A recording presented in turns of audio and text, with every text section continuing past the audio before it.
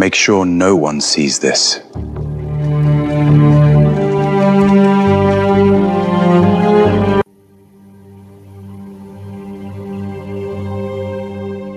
What is the Iron Covenant?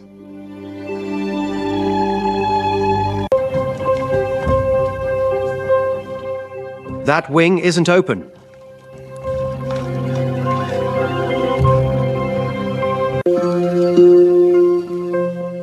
Papa?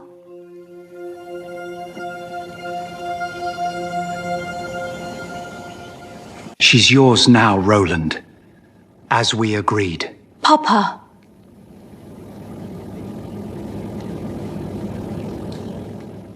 The night Delphine Vossler turned 18, her father placed her hand into the palm of a man she barely knew, and smiled like a man who had just been pardoned from death row. She felt it immediately, the weight of that hand. The deliberate stillness of fingers that didn't tremble, didn't rush, didn't perform the courtesy that the gesture required. Duke Roland Vossler simply closed his hand around hers, looked down at her with eyes the color of a winter sea, gray, deep, and disturbingly calm, and said nothing at all. No congratulations, no warmth, no performance of affection for the 40 guests arranged around her father's dining room in their finest silk and borrowed jewels. Just that silence, and those eyes. Delphine had heard stories about Roland Vossler since she was old enough to understand what a duke was.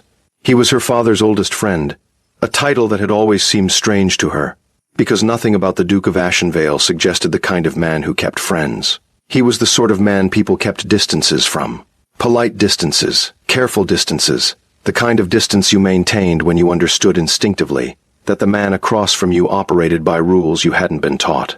He was 34, she was 18, and her father, Lord Emery Caldecott, stood between them with the expression of a man who had finally exhaled after holding his breath for a very long time. "She's yours now, Roland," her father said softly, quietly enough that the guests nearby pretended not to hear. As we agreed. Delphine's head turned sharply, as we agreed. She looked at her father's face, that familiar face she had trusted her entire life, and saw something she had never seen there before. Not pride, not paternal joy. Something closer to relief, the desperate, grave-sagging relief of a man whose debt had finally been forgiven. "Papa," she whispered. He didn't meet her eyes.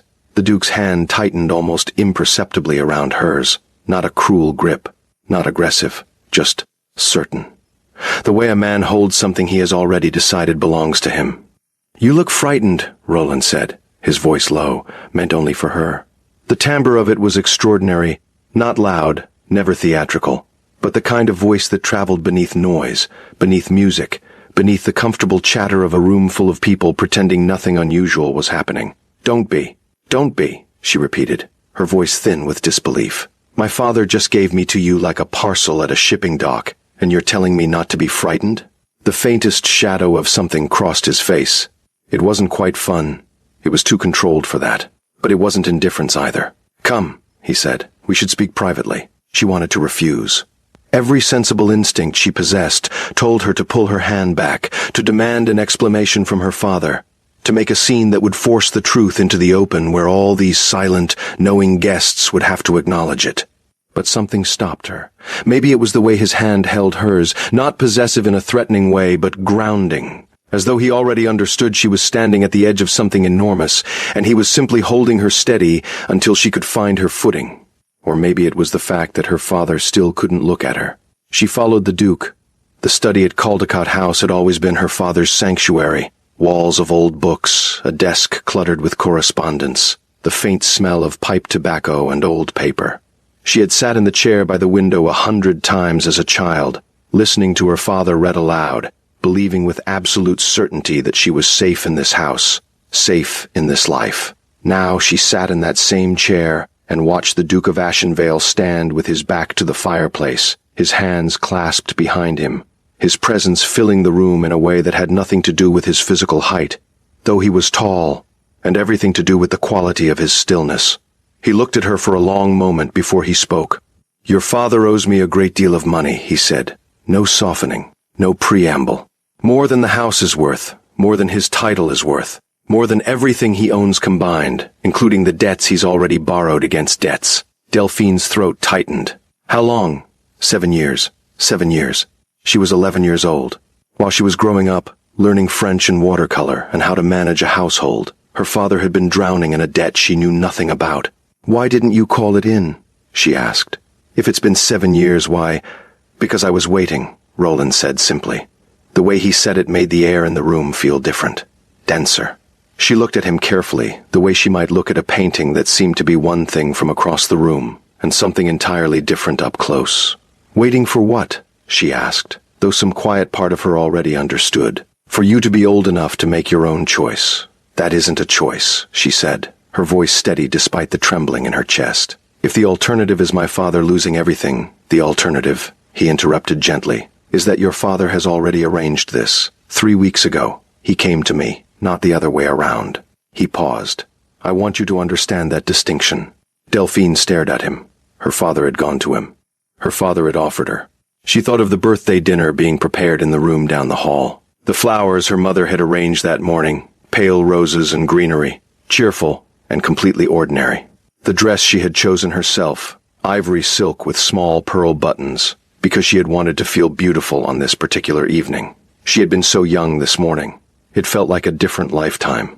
"What exactly are you proposing?" she asked. "Marriage," Roland said. "Legal, proper, with a settlement that protects you regardless of any outcome between us. Your father's debts are forgiven upon signature. Your mother's pension is secured. Your younger brother's education, fully funded." He held her gaze. "And you will want for nothing. Ever." She studied his face. "And in return?" "In return," he said, "you will come to Ashenvale as my wife, manage the estate alongside me, and build a life there." It sounded almost reasonable when spoken so plainly, almost like a business arrangement between equals. "You're 34 years old," she said. "You have been a duke for over a decade. Why haven't you married before now?" Something shifted in his expression, so subtle she almost missed it. A tightening around the eyes, a fraction of a second where the mask he wore seemed to thin. "Because," he said, "I hadn't found anyone I was willing to bring inside my life. And you're willing to bring me inside it? You barely know me." "I know more than you think," he said quietly. The fire crackled between them.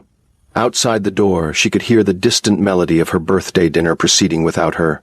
Laughter, the clink of crystal, her mother's voice rising cheerfully above the noise. Delphine looked at her hands in her lap, at the place where his hand had held hers.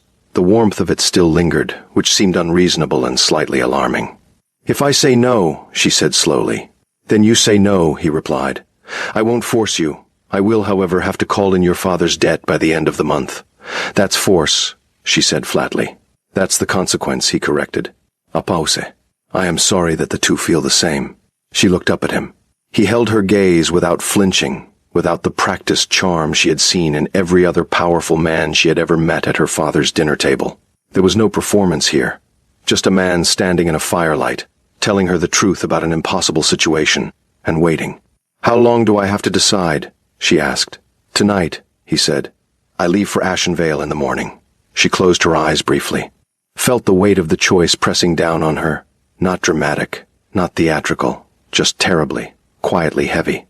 When she opened them, Roland Vossler was still watching her with those winter sea eyes, patient, certain, already, it seemed, prepared for whichever answer she gave. "All right," she said, "I'll marry you." The wedding took place 3 weeks later in the private chapel at Ashenvale. Small ceremony, no fanfare. A handful of witnesses, her parents, a cousin who'd been sworn to discretion, 2 men who served the Duke who watched the proceedings with the alert stillness of people accustomed to watching rather than participating. Delphine wore a dress the Duke had chosen. She hadn't asked him for anything in the weeks between their agreement and the ceremony, having received exactly 1 letter from him during that time, which contained the date, the location, and a list of practical arrangements. No sentiment, no personal note, nothing to indicate he thought of her at all. But the dress, when it arrived in a silk-wrapped box from London the day before the wedding, was extraordinary. Deep blue, not the pale, safe blue of a young woman's wardrobe, but something richer, more complex, like the color of deep water at dusk. It fit her perfectly, which should have been impossible given that no measurements had been taken. She wore it without comment. The vows were spoken. The ring was placed. When the officiant pronounced them married and Roland turned to look at her, Delphine met his eyes and found no triumph there, no satisfaction, no indication of what it meant to him to have arrived at this moment. Just that calm, That stillness. She wondered briefly what was underneath it. Ashenvale was nothing like she had expected. She had imagined something austere. Cold stone corridors and formal rooms kept precisely in order by a precise household. A duke's estate running on discipline and hierarchy, efficient and impersonal. She was half right. The estate was vast, far larger than her father's house, far more commanding in its architecture, built from dark stone that caught the morning light and held it in a way that made the whole structure glow warmly, despite its scale. The grounds stretched in every direction, formal gardens giving way to wooded parkland, and beyond that, farmland, villages, the reach of an estate that employed hundreds of people. The household was indeed precise.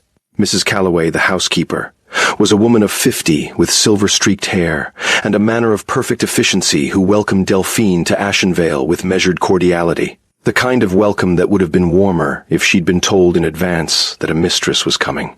The staff was well-trained, organized, and deeply loyal to the Duke in a way that went beyond professional obligation.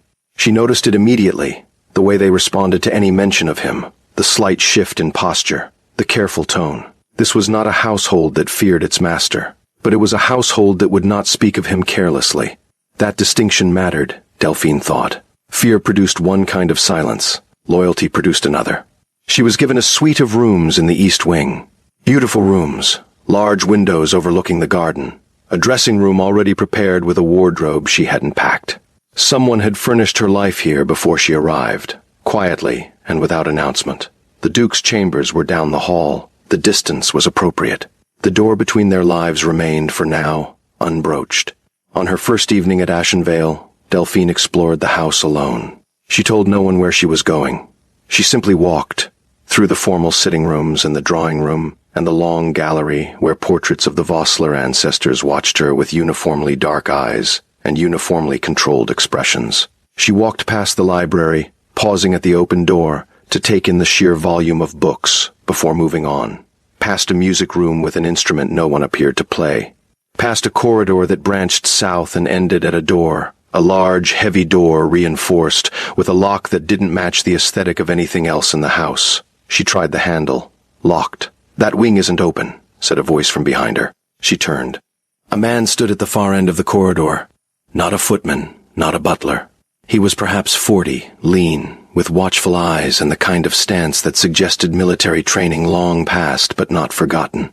She had not heard him approach. "And you are?" she asked, keeping her voice steady. "Theron," he said. "I work for the Duke. I am the Duchess of Ashenvale," she replied calmly. "Surely that grants me access to my own home." Theron's expression didn't change. "That wing is not available," he said again.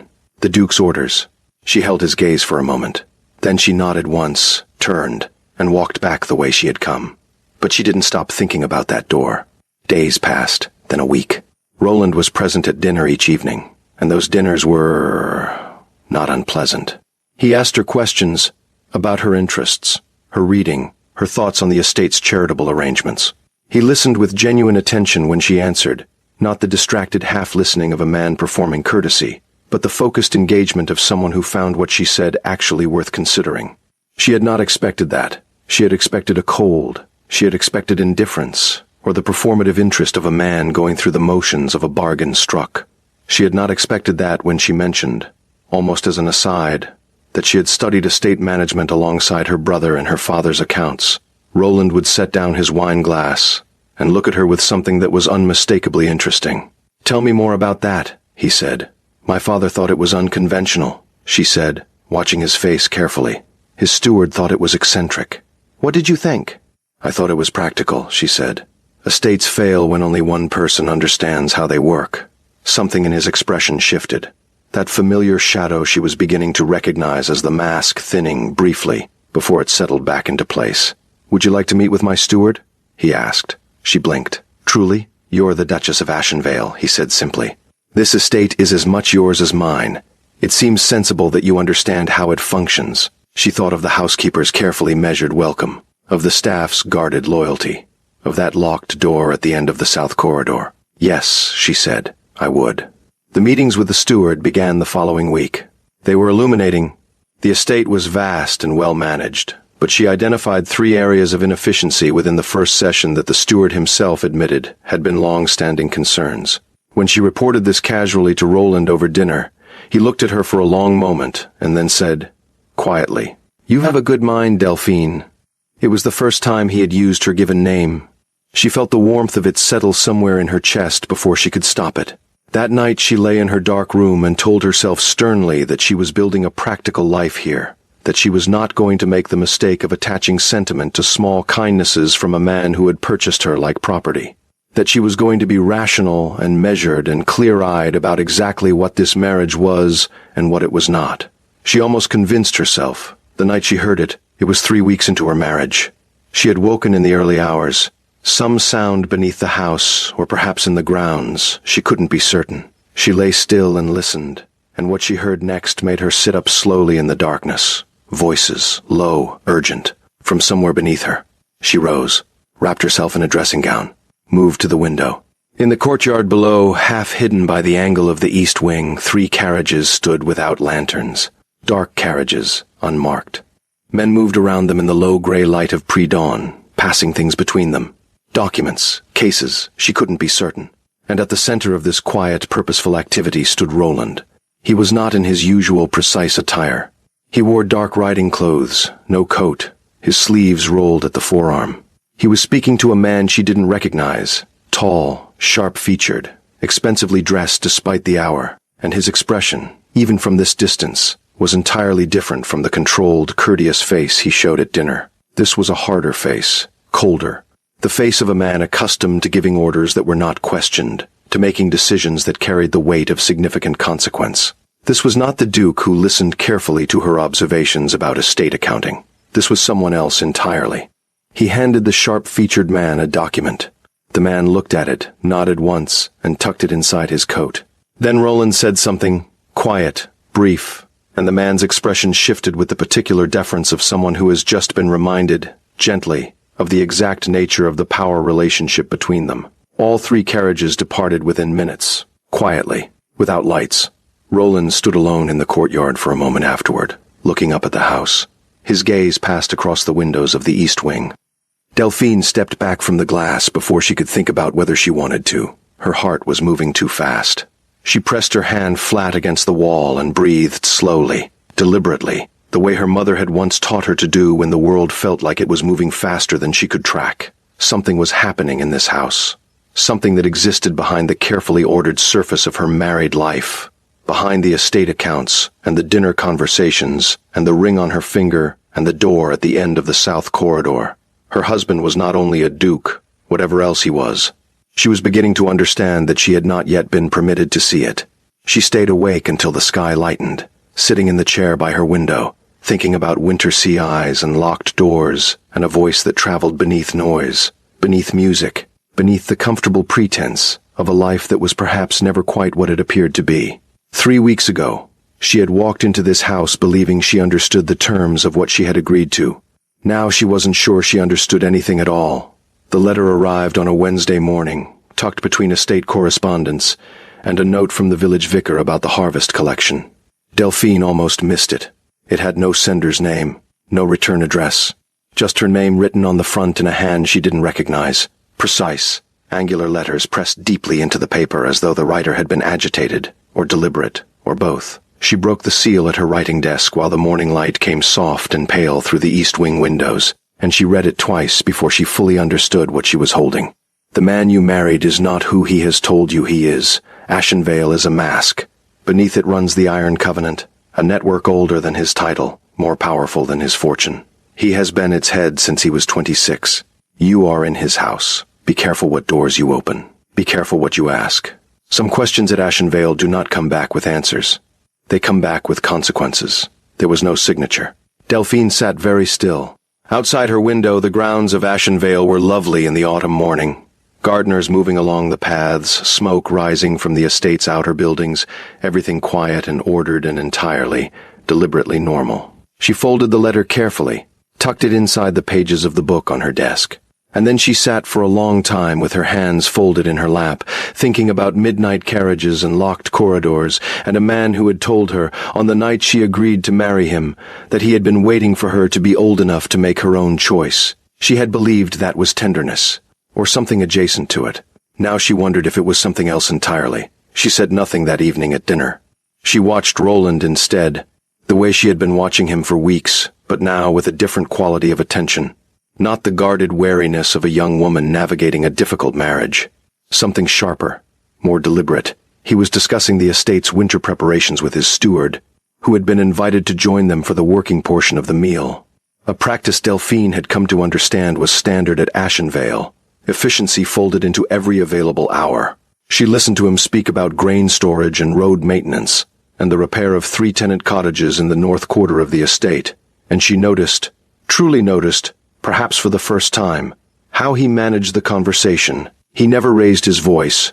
He never issued a command that felt like a command. He asked questions that contained their own answers, in a tone that made the other person feel they had arrived at the conclusion themselves. He watched the steward's face while the man spoke with the focused attention of someone who was processing not just information but layers of information. What was being said, what was being avoided, what the slight hesitation before a particular sentence might mean. This was a man who understood power at a level that went far beyond inheritance and title, the Iron Covenant.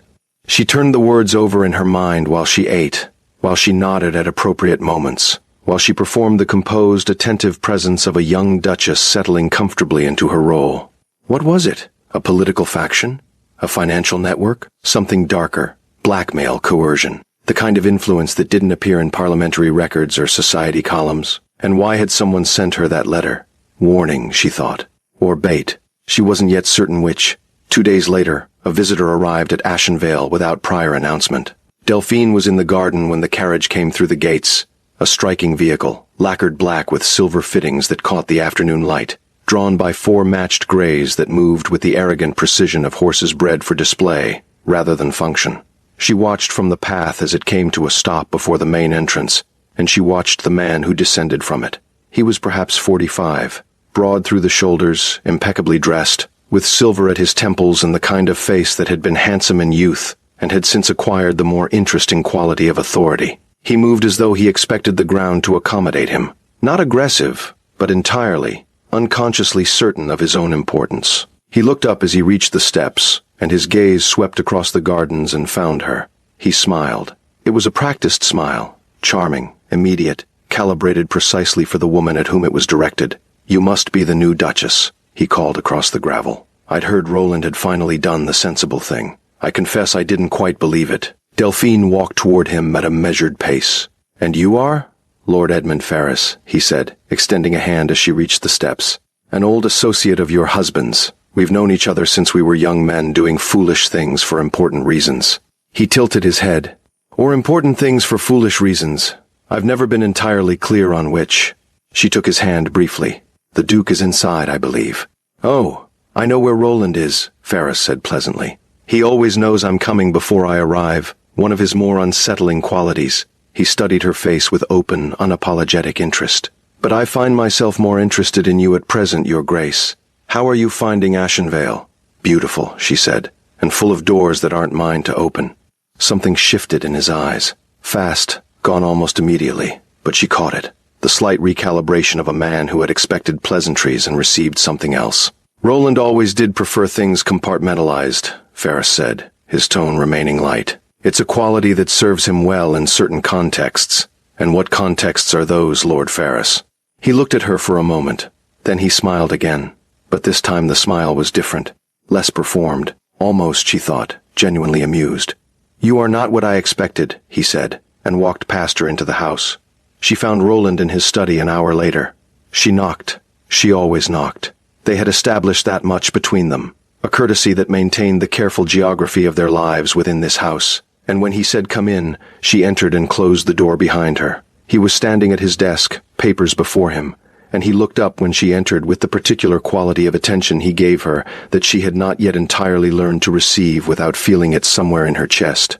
"Lord Ferris is here," she said. "I know. He knows you knew he was coming." "He always says that," Roland replied. the faintest edge of something that might have been dry affection in his voice. It's a theater. He enjoys making people wonder how much I know. Do you? Know how much he's coming, I mean. Usually, he said. He watched her face. Did he say something that concerned you? She looked at him directly. She had been building toward this, not this conversation specifically, but a version of it. Since the morning she had read that letter, she had been deciding how to approach it, how much to reveal, how to gauge his response without giving away how much she already suspected. Who is Edmund Ferris? She asked. Truly, not the social answer, the real one, a pause. Brief, so brief someone less attentive might have missed it. An old associate, Roland said. Exactly what Ferris himself had said. Someone I've worked with for many years. In what capacity? He set down the paper he'd been holding. Delphine, Roland. She held his gaze steadily. I've been in this house for 3 weeks. I've learned the estate accounts, and the staff, and the charitable arrangements, and the names of every tenant family in the North Quarter. I've been given access to almost everything, except 2 things. That corridor in the south wing, and the truth about what this house actually is. Something moved across his face. Not anger. Not quite. Something more complex than that. She would have said, if pressed, that it looked like respect, or the beginning of it, arriving ahead of where he expected it to arrive.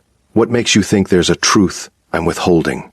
Because, she said quietly, men who are simply dukes do not receive unmarked carriages at 3 in the morning, and they do not have staff who watch the house the way yours do, not to keep people out, but to keep things contained. The silence that followed was long enough to be its own kind of answer. Roland moved around the desk, slowly, without hurry. He came to stand perhaps 4 feet from her, and she made herself hold her ground because every instinct she possessed was responding to his proximity, in ways she was not yet ready to examine clearly. You were watching from your window, he said, not accusatory, simply a statement. The sound woke me. I should have been more careful. Or, she said, you could simply tell me what's happening in my own home. He looked at her for a long time. She was beginning to understand that this was how he made decisions, not impulsively, not with the quick-fire reaction of a man driven by emotion, but with this deliberate, measuring stillness, as though he was weighing not just words but consequences, trajectories, the full arc of what would follow. Not yet, he said finally. She breathed out through her nose. Not yet. There are things I need to protect you from, he said. Not from ignorance, from exposure.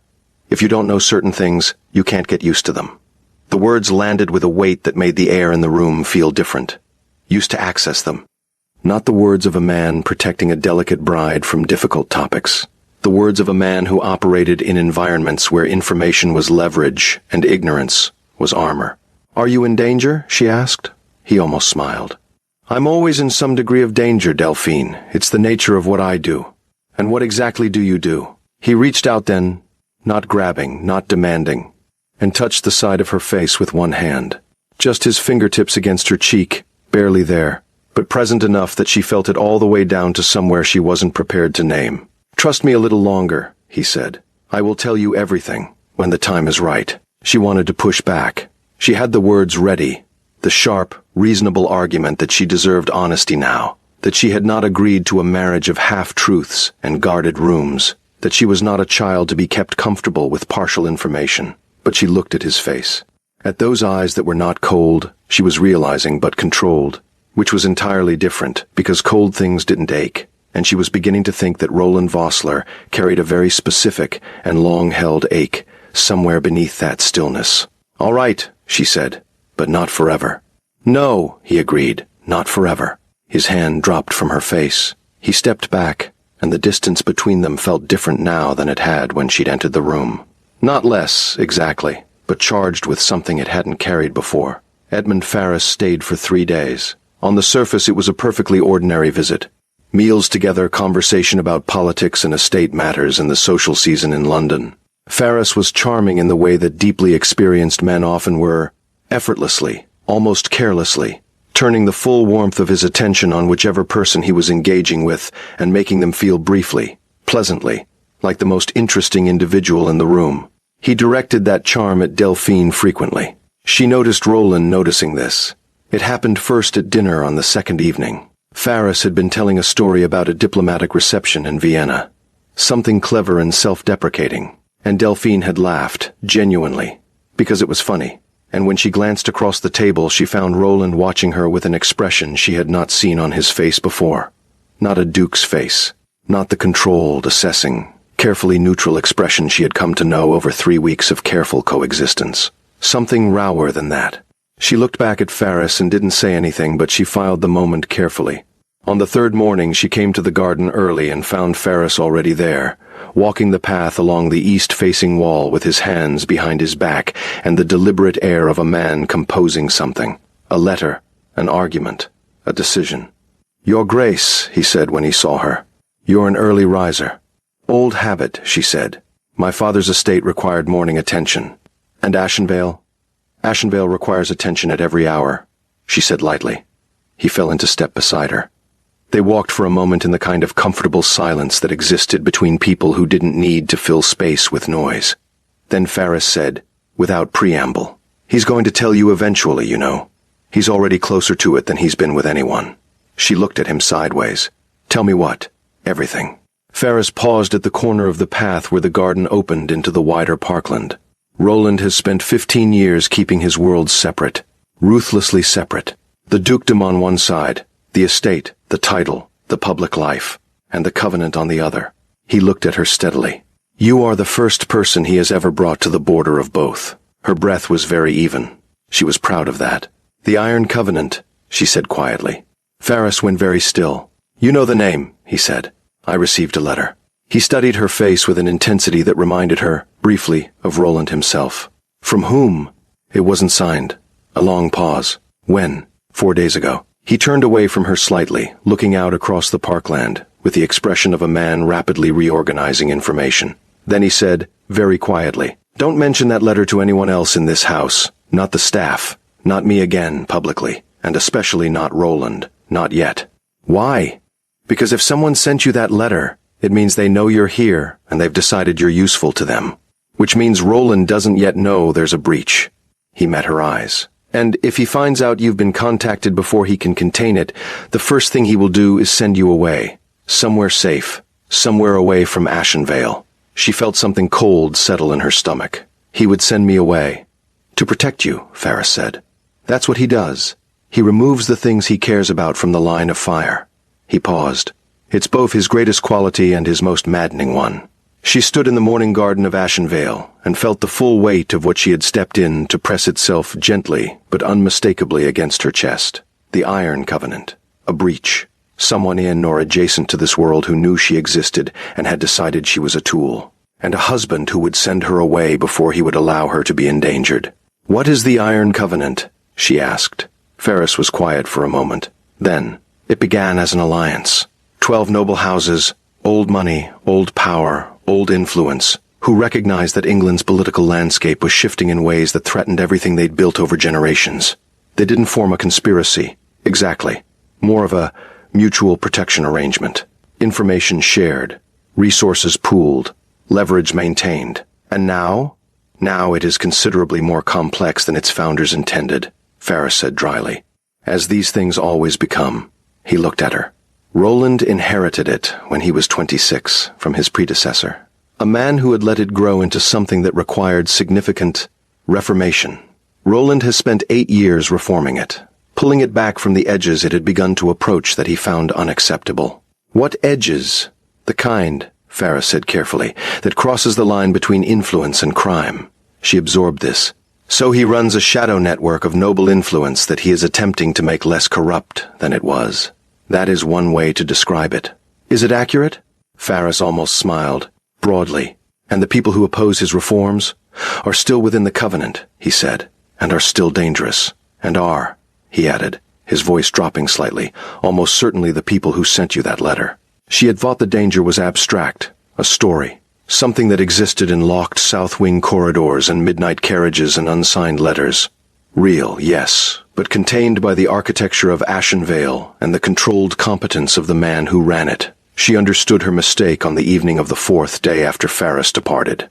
She had gone to the library after dinner. Roland had been called away by his man Theron for something that made his expression sharpen in Chantandao, particular way she now associated with Covenant business. And she was reading by the fire when she heard footsteps in the corridor outside. Not the measured tread of household staff, Quicker than that. More urgent. She set down her book. The door opened and Theron was there. The watchful man from the south corridor. Roland's shadow. The one whose deference contained within it the particular quality of a person who understood the real weight of the man he served. "Your Grace," he said, "you need to come with me." His voice was controlled, but his eyes weren't quiet. She stood. "What's happened?" "The Duke has asked that you be moved to the secured rooms in the north wing. Immediately. There's been—" He stopped. Started again. "There's been a situation. Please come now." She followed him without argument. The north wing rooms were smaller than her suite, but solid. She noticed the thickness of the walls as they entered, the reinforced quality of the door. A fire was already lit. A woman she hadn't seen before stood near the window. Young, alert, dressed practically rather than in the manner of household staff, with the same watchful competence she associated with Theron. "This is Mira," Theron said. "She'll stay with you tonight." Theron. Delphine caught his arm before he could leave. "Tell me what's happening." He looked at her. She could see the internal debate, his loyalty to Roland's privacy fighting against the new reality of her presence in this equation, her right, as the person whose safety was being managed, to understand why. "Someone attempted entry to the south wing tonight," he said finally. From the outside, they were intercepted before they reached the building. A pause. They had documentation, information about the estate's layout that they should not have had. "A breach," she said quietly, thinking of Ferris. Theron looked at her sharply. "The Duke will speak with you himself when this is managed. Is he safe?" Something flickered in Theron's expression, the particular surprise of a man recalibrating his understanding of a person. "He's handling it," Theron said. "That's not what I asked." A pause. "Yes," Theron said. "He's safe." She nodded. He left. She sat in the chair nearest the fire and looked at her hands and breathed with great deliberate care while Mira stood quietly at the window, and the night pressed heavy and dark against the north wing's thick walls. She was not afraid, she realized. Or not only afraid. She was also, and this surprised her, angry, not at the unknown people outside the walls, at the situation itself, at the years of her life in which she had been kept carefully, kindly, completely in the dark about the world she had been given to inhabit. Her father's 7-year silence about his debt. Roland's careful management of her access to his real life. Even Ferris, generous with hints but controlled about specifics, telling her just enough to make her understand the shape of the thing without filling it in.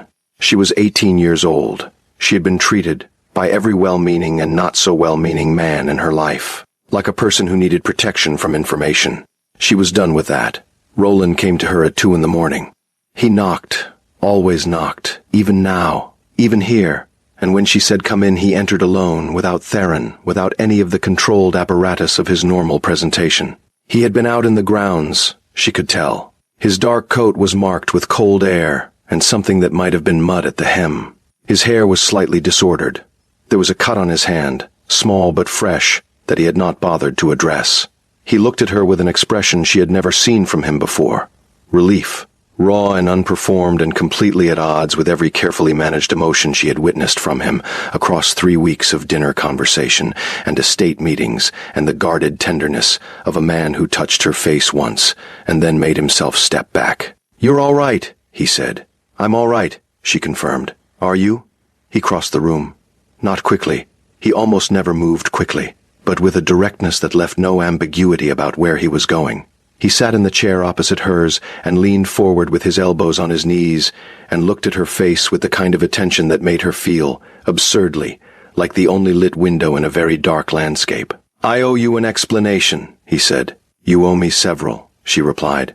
Something moved through his expression. Not quite a smile. The shadow of one. "The Iron Covenant," he said. She went very still. "You know the name," he said. Not a question. He was watching her face with extraordinary care. "I received a letter," she said. She had decided on the walk from the north wing fireplace to this exact moment, decided deliberately, without hesitation, that she was not going to maintain Ferris's protective secrecy with Roland, that she was not going to let anyone manage what she knew and when she knew it, that she was going to be, from this moment, exactly what she was, a person in this house, in this life, with full right to its truth. "When?" Roland asked. 4 days ago. Unsigned. It told me the covenant exists, that you lead it, that you have since you were 26. She held his gaze.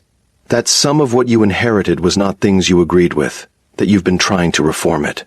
He was quiet for a long moment. Ferris. He confirmed some of it, after I told him about the letter. And he told you not to tell me. He did. But you did anyway. Yes, she said simply. He looked at her. The firelight was warm on his face.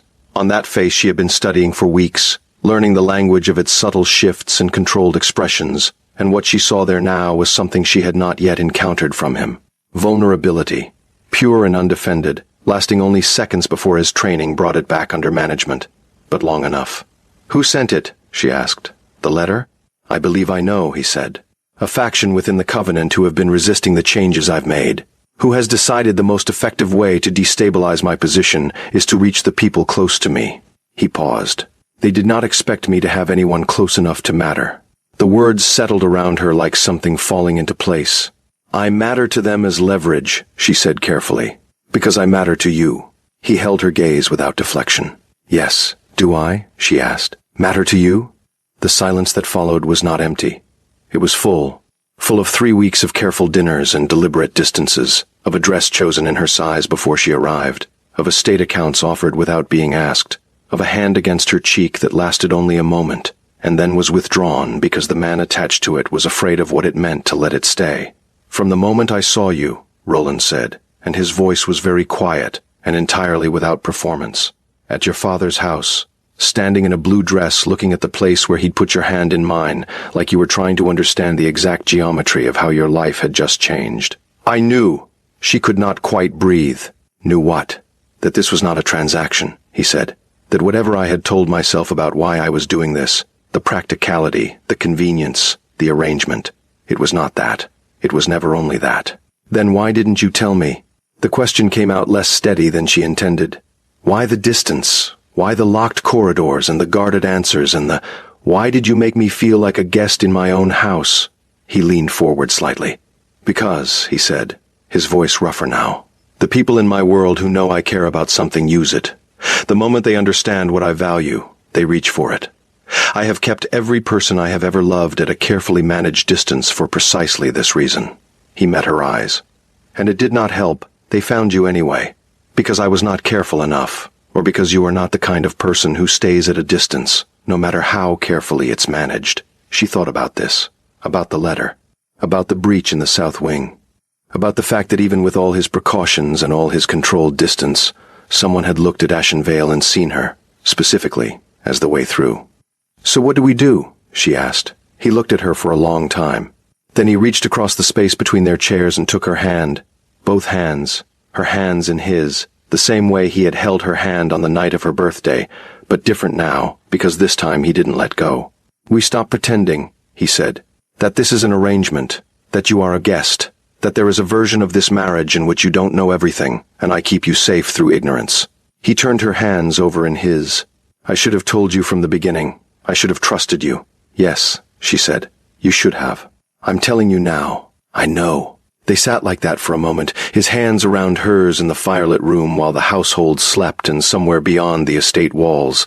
People who wanted to use her were discovering that the Duke of Ashenvale had decided, at long last, to stop keeping his worlds separate. Tell me everything, she said. He did. He talked for 2 hours. About the Covenant's origins, 12 houses, a shared interest in maintaining influence through a shifting political landscape. About its evolution into something murkier, more coercive, under the leadership of the man who had preceded him. About what he had inherited at 26 and the 8 years he had spent restructuring it, removing the elements that had crossed from influence into something he refused to be part of.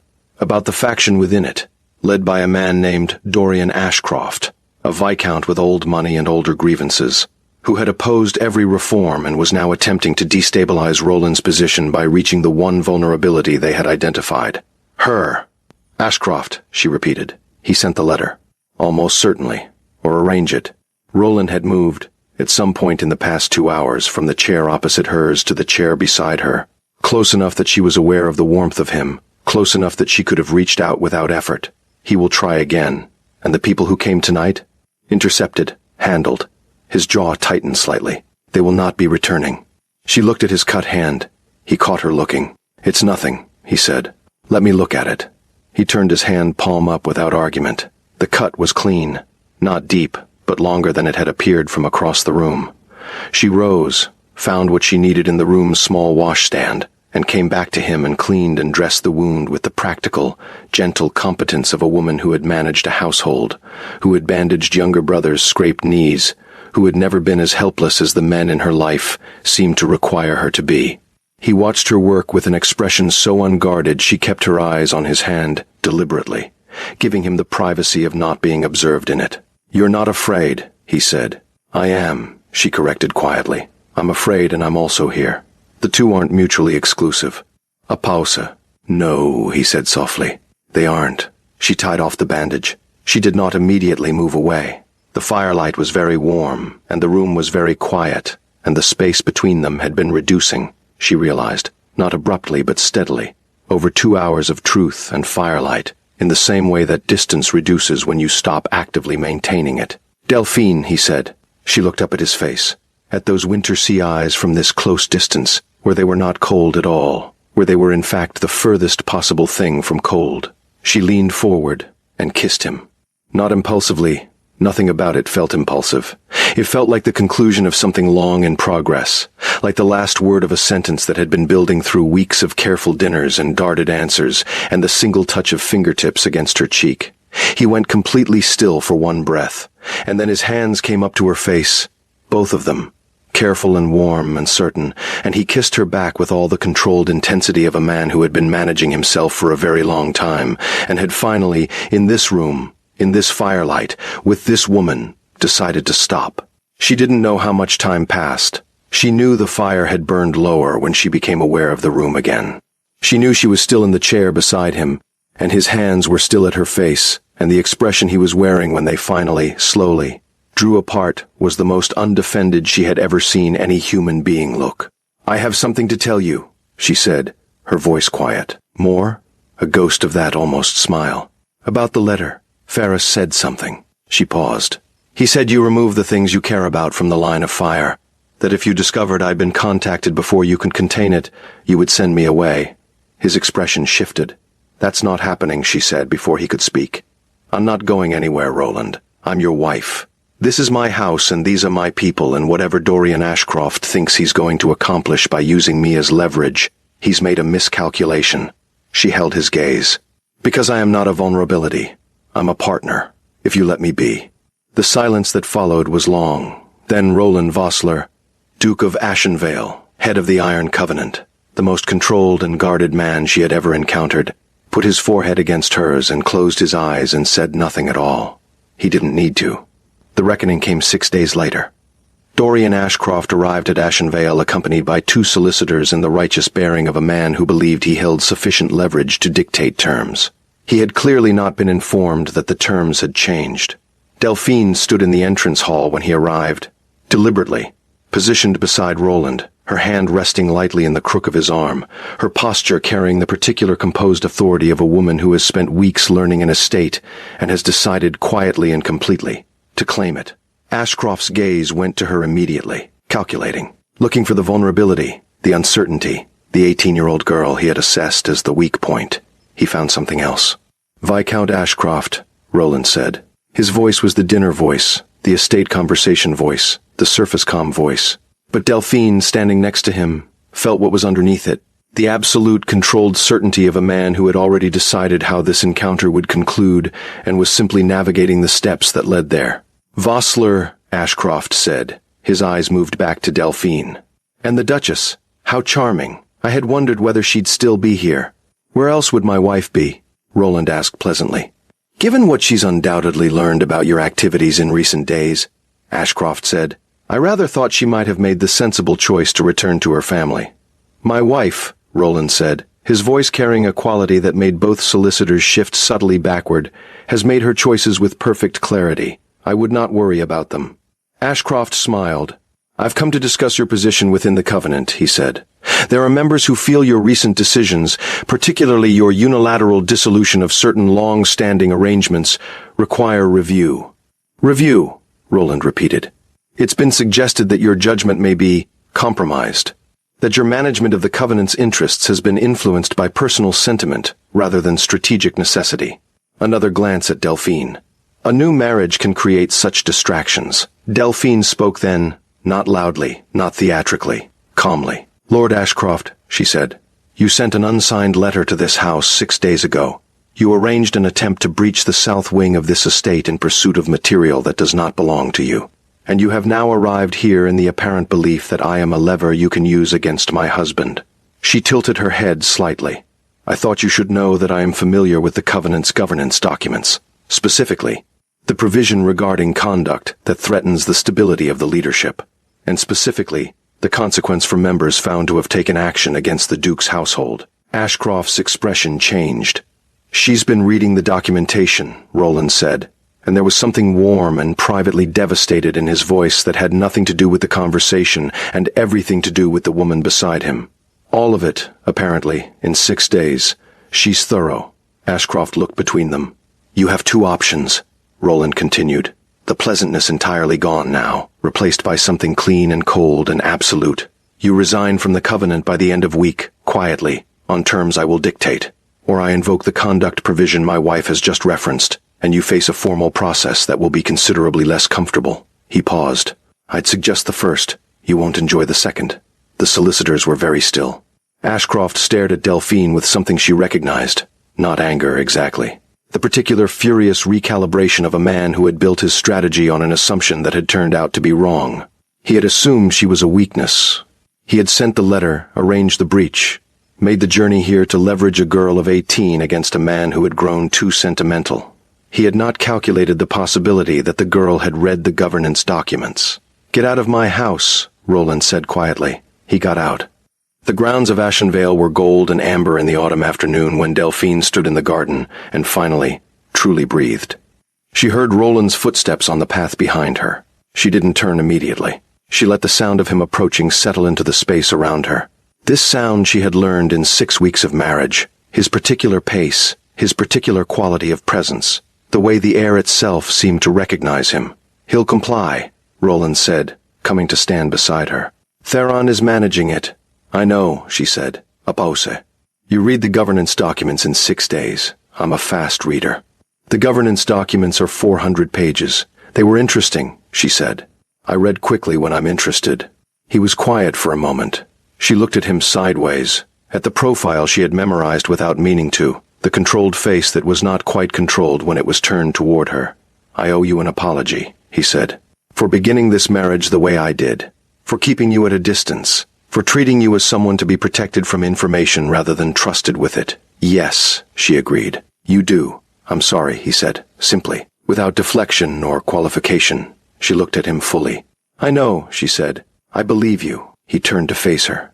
In the amber afternoon light, with the Covenant crisis resolved and the threat of Ashcroft retreating down the estate drive, with 6 weeks of careful distance finally collapsed, and 6 days of truth between them, he looked at her the way she had caught him looking at her across dinner tables when he didn't know she was watching.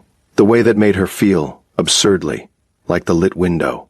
"I wanted you to know," he said quietly, "that I'm not interested in a partnership of convenience. Not anymore. If it was ever that." "It wasn't," she said. "Not from your side. I don't think it was ever that from yours." Something in him, something she had been watching ease incrementally since the night of the fire and the bandaged hand, and the conversation that had lasted until dawn, released a little further. "No," he said. "It wasn't." He reached out and tucked a strand of hair behind her ear with the same careful touch as before, but this time he didn't take his hand away. He let it rest against her cheek, warm and unhurried, and she leaned into it slightly because she was done managing distance. "The south wing," she said. "Will you show me what's in the south wing?" He almost laughed. She felt it more than heard it, a softening of the chest, something loose and genuine that had nothing to do with dukes or covenants or centuries of aristocratic control. "Yes," he said. "I'll show you everything." She covered his hand with hers, the bandaged hand, the hand that had been cut in the dark in the grounds of a house, that was hers now in every way that mattered, and held it against her face. "Good," she said. "We can start now." Behind them, Ashenvale's windows caught the last of the afternoon light and held it, warm and gold. The way a house holds warmth when it has finally stopped being a fortress and become a home. They were married in the truest sense 3 months later. Not in law, which had already been accomplished, but in the way that marriages are truly made, through choice, repeated daily, in full knowledge of who the other person was. She stood beside him at a formal covenant gathering in London, the first she had attended, introduced openly as the Duchess of Ashenvale, as Roland's partner in every aspect of the life he led, and she watched the assembled members recalibrate their understanding of what it meant that Roland Vossler had finally taken a wife. They had expected ornamentation. A quiet, suitable young woman displayed at his side while he managed his empire. They found something else. She sat in on 3 sessions of covenant business that evening. She asked 2 questions that restructured the discussion. By the time they left, Theron had managed, on the carriage ride home, to communicate his assessment of the evening with typical economy. "They're afraid of her." "Good," Roland said. Delphine smiled out the window at the dark London streets. "I heard that," she said. "I meant you too," Roland replied. She turned from the window and looked at him, at this man she had been given to at 18 by a father drowning in debt. This man who had waited for her, who had built walls of protection that had functioned as distance, who had taken 8 years to reform an empire and 6 weeks to trust his wife with the truth of it. "I have something to tell you," she said. He looked at her. The carriage was dim and warm, London rolling past outside, and his eyes in the low light were the color of deep water, unguarded, entirely present. "Delphine," he said, and her name in his voice would never stop doing what it did to her heartbeat. She accepted that now. "I think I'm pregnant," she said. The silence lasted 1 breath, 2. Then Roland Vossler, Duke of Ashenvale, head of the Iron Covenant, the most controlled man she had ever known, reached across the carriage and pulled her into his arms with a thoroughness that left no space for distance, for management, for the careful architecture of the life he'd built before her. He held her like a man who had spent 15 years keeping everything important at arm's length, and had finally, irrevocably, decided he was done with that. "Are you certain?" he asked, his voice rough against her hair. "Fairly," she said. He pressed his lips to her forehead, to her temple, to the side of her face, which she turned toward him because she was always going to turn toward him now. "I love you," he said, the first time he had said it. Quiet and completely certain, the way he said everything that was true. "I know," she said. "I love you too. I've been waiting for you to say it." How long? She thought about it. About a blue dress and a winter sea gaze, and a hand that hadn't trembled when it held hers on the night her life changed. "Since the beginning," she said. "I think since the very beginning." She had gone to him at 18, placed in his hands by a father whose debts had swallowed him whole, stepping into a life she didn't understand with a man whose empire ran beneath the surface of everything visible. She had been afraid. She had been kept in the dark. She had been managed and protected and arranged around like a thing too fragile to handle truth. And then she had read the governance documents, walked into the difficult rooms, asked the hard questions, and refused to be moved when someone tried to use her as a lever against the man she had decided to stand beside. Nobody gave her that power. She had simply refused to live without it. And the empire, the ruthless, beautiful, carefully reformed empire running beneath the surface of England's oldest noble houses, had a new duchess, one who had read all 400 pages. If this story stayed with you, if you felt every locked door, every guarded gaze, every moment Delphine chose to step forward instead of back, then you already know what it means to find your strength in the places where others expected your silence. Delphine's story is a reminder that being young, being new, being the one who doesn't know yet is never a weakness. It's only the beginning. The women who read the governance documents, who ask the hard questions, who refuse to be leveraged, they are the ones who change empires. If this story moved you, we would be so grateful if you shared it with someone who needs a reminder of their own quiet power today. Leave us a comment. Tell us which moment you felt most deeply. And if you haven't already, joining the Duke Royal Tales family means more stories like this one, waiting for you. We create these stories for you, with love, with intention, and with the belief that everyone deserves to feel the kind of belonging Delphine finally found. From all of us at the Duke Royal Tales, thank you for being here. We'll see you in the next story.